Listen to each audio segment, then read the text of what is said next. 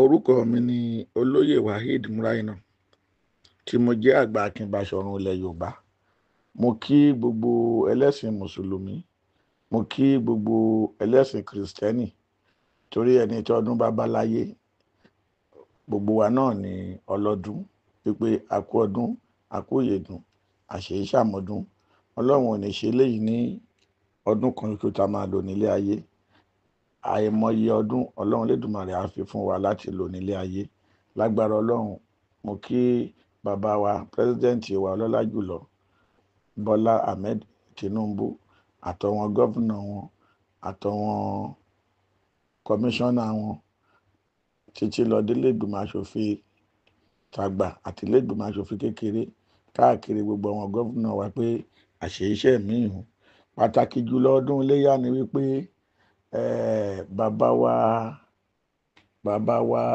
bàbá wa tó ṣèlérí tó múṣẹ nínú àlùkùránì, bàbá wa Ibrahim, nígbà tí ojú ọmọ pọ́n, ó ṣèlérí fún Ọlọ́run wípé tó bá fún òun lọ́mọ, tọmọ náà bá dàgbà, òun á fi ṣe ìrúbọ fún Ọlọ́run. Ẹ mọ̀ pé kò sí nǹkan tí èèyàn kò lè sọ nígbà tí ojú ọmọ bá ń pọ́n, ṣùgbọ́n nígbà tí Ọlọ́run pèsè fún, Ọlọ́run padà rán létí, ó mú ìlérí náà ṣẹ. Pàtàkì jùlọ ìlérí tó múṣẹ náà ni gbogbo wa náà fi wá ń sọ pé à ń ṣọdún iléyá yìí. Kí ni nǹkan tó múṣẹ? Nígbà tí Ọlọ́run ní ṣé kò gbàgbé pé àdéhùn tó sọ nígbà tó ojú ọmọ ń pọ́n, ó dẹ̀ sọ pé òun ò gbàgbé, ó dẹ̀ múṣẹ. Ọlọ́run fi ẹran àgbò ló fi rọ́pò fún. Mo rò pé gbogbo wa náà la mọ̀ ìtàn yìí. Àdéhùn ṣe pàtàkì.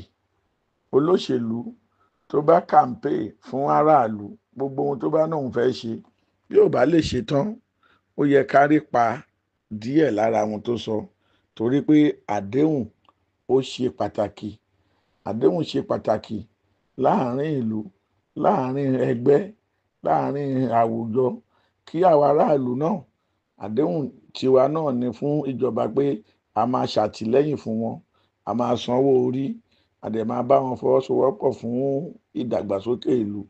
Káràlú náà ṣe ojúṣe ẹ̀ fún ìjọba, kí àwọn ìjọba náà ṣojú wọn fún, kọ́wọn tìjọba náà ṣe ojúṣe wọn fún aráàlú.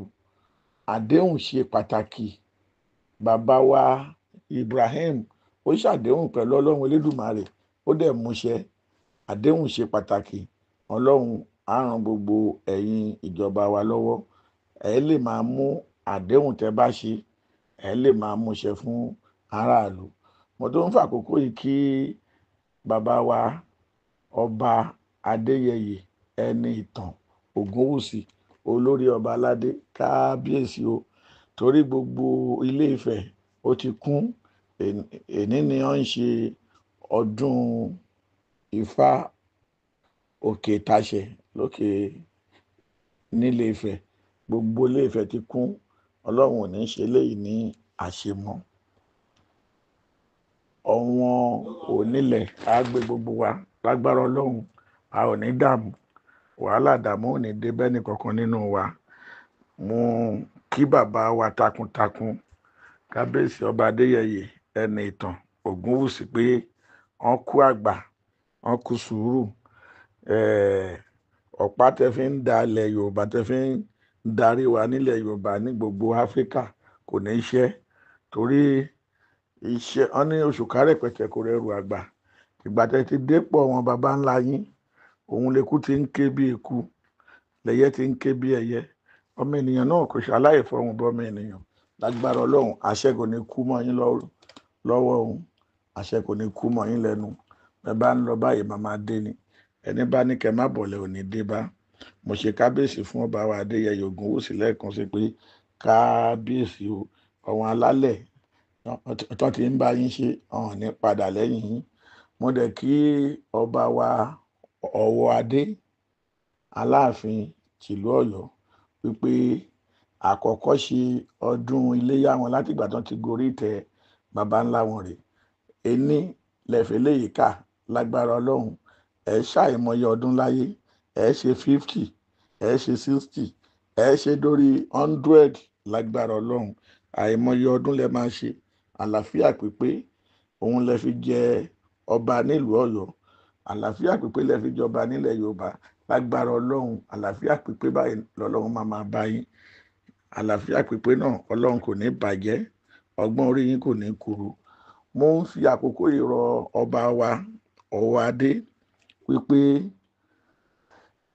àmọ̀ràn náà ni máa ràn láwọn, nítorí pé a ò tó a lè làwọn lámọ̀ràn ni. Wọ́n ní ọba tó gbọ́n kò dọ̀gbọ́n, àwọn ìjòyè ẹ̀gbọ́n ni. So tọ́ba kan bá gọ̀, àwọn ìjòyè ẹ̀ náà gọ̀ ni. Ọlọ́gbọ́n ni yín lágbára ọlọ́run. Ọlọ́run á bá yín darí ìlú Ọ̀yọ́, á bá yín darí gbogbo ibi tí agbára ọba yín dé. Àṣẹ kò ní kú mọ́ yín lẹ́nu.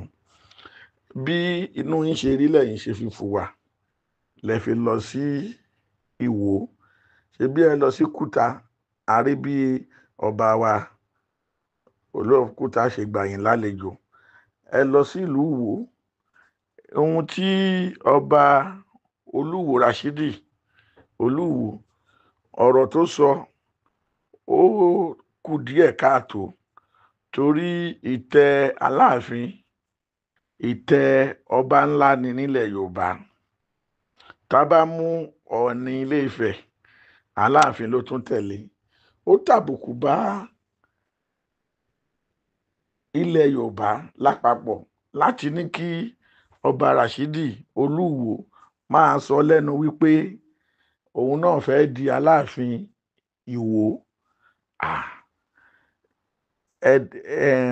Ìjókòó lẹ́wà, a kì í jọba ká lójó. Ọ̀rọ̀ tí Rashidi sọ yẹn ó pọ̀ ju ẹnu ẹ̀ lọ.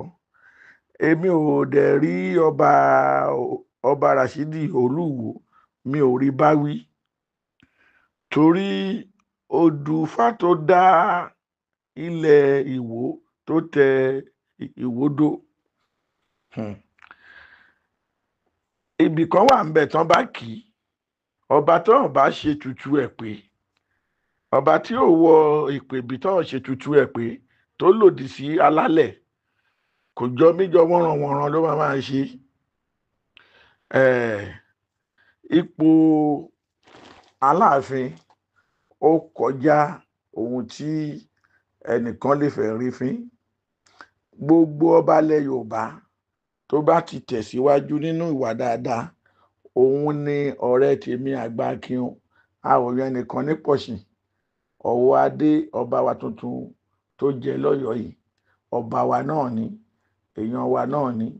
Ìtẹ̀síwájú ìlú Ọ̀yọ́, ìtẹ̀síwájú ilẹ̀ Yorùbá, ìtẹ̀síwájú Ilé Ifẹ̀, gbogbo ẹ̀ ló jẹ wá lógún. Kì í ṣe pé àpọ̀ síbì kan ju bì kan lọ. Tí ọba Rashidi Olúwo tí ò bá jáde láti apologize lọ́wọ́ ọba wa Aláàfin Ọwọ́adé, ó tàbùkù bá Aláàfin láti sọ wípé òun fẹ́ jẹ Aláàfin Olúwo. Láti gbà tá a ti gbọ́njú, a ò gbọ́ rí nínú ìtàn, a ò gbọ́ rí nínú àrọ́bá, kò ṣẹlẹ̀ rí. Ẹ̀yin lẹ lọ kí bí ẹni fẹ́ fìyàn pa. Òun ni mo rí ọ̀rọ̀ tí ọba wa Rashidi Olúwo tó sọ. Ó kù díẹ̀ káàtó, ìyẹn pọ̀ ju ẹnu ẹ̀ lọ láti sọ. Àmọ́ kò lè dùn mí, torí àwọn Yorùbá wọ́n ní ọmọdé búroko fojú ẹ̀yìn. Òòjọ́ kọ́ lolówéré ń pa ni, òòjọ́ kọ́ ni olówéré ń pa ni. Inú mi dẹ̀ dùn fún nǹkan tí Aláàfin ọba wa Ọwọ́adé, inú mi dùn fún ọ̀rọ̀ tí mo gbọ́ lẹ́nu yín pé ẹ pé àwọn aṣojú bàbá wa Ọ̀ọ̀nìrìṣà láti wá kí wọn, láti wá bẹ̀ wọ́n wò. Ẹ fi yẹn pa àwọn ọ̀tá lẹ́nu mọ́ ni lágbára Ọlọ́run. Àárín ẹ̀yin àti ọba Adéyẹyè Ògúnwùsì Ọọ̀ni Ilé-Ifẹ̀ kò ní dàrú lágbára Ọlọ́run. Ìtẹ̀síwájú ilẹ̀ Yorùbá ó máa lọ títí láéláé ni. Yorùbá kò kéré nínú ẹ̀yà mẹ́tẹ̀ẹ̀ta tó wà nílẹ̀ Nàìjíríà, ṣùgbọ́n èdè kò yédè,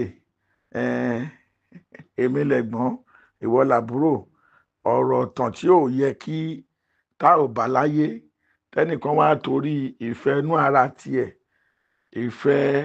ìfẹ́ owó láti tà wá sóko ẹrú, láti wá máa yí ìtàn yẹn padà, òun ló ń jẹ́ kí ó fẹ́ rí bẹ́ẹ̀. Ṣùgbọ́n inú mi dùn, àlàáfíà pípé Ọlọ́run á fi fún yín lágbára Ọlọ́run.